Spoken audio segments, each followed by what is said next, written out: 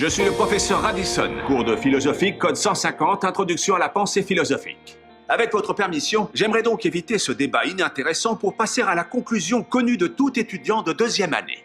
Il n'y a pas de Dieu. Pour ce, je vous demande maintenant d'écrire sur la feuille de papier que je vous ai distribuée 3 mots. Dieu est mort. Monsieur Wheaton, un problème? Oui, je ne peux pas. Je suis chrétien, je ne peux pas écrire ça. Si vous ne pouvez pas vous résoudre à admettre que Dieu est mort, il vous faudra alors défendre la thèse inverse.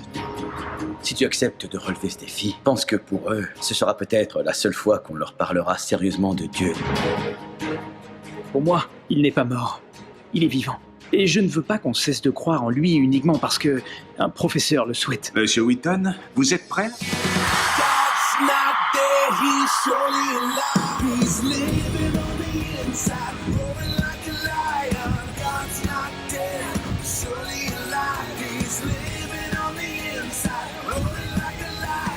On a vu que la science ne s'y opposait pas. Elle confirme son existence. Vous le savez au fond. Ma question est très simple, professeur. Pourquoi est-ce que vous haïssez Dieu?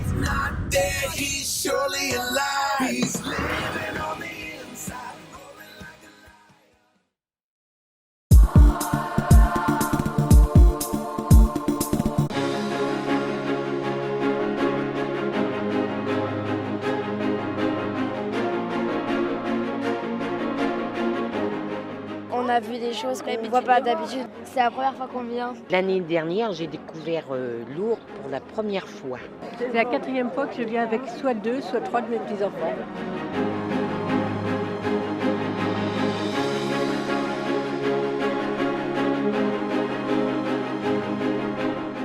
C'est un endroit magnifique et où on reçoit beaucoup de grâce et où on peut aussi également donner beaucoup. Je ne peux pas venir ici en pèlerinage et puis ne pas aller me baigner.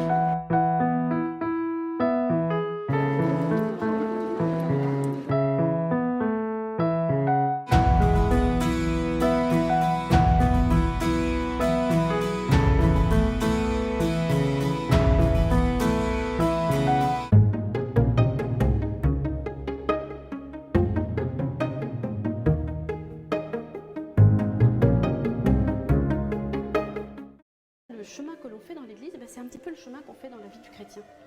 Parce que chaque endroit a une fonction particulière et on y célèbre un sacrement particulier ou on y fait quelque chose de particulier. Et c'est ça que je vais essayer de vous expliquer. Du baptistère qui est souvent au fond de l'église située au nord, du côté de l'ombre en fait, le chrétien avance dans un chemin qui l'amène vers la lumière en fait de la résurrection.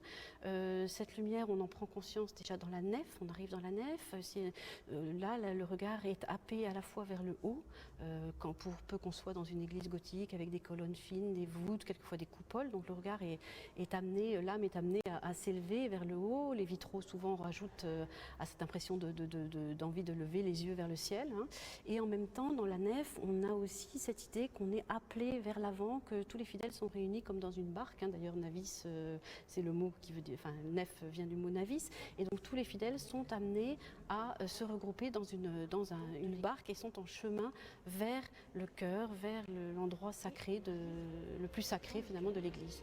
C'est l'endroit important où en fait on rencontre Dieu et on est nourri de la parole et de l'Eucharistie. C'est le sacrement qui se passe ici, c'est le sacrement de l'Eucharistie.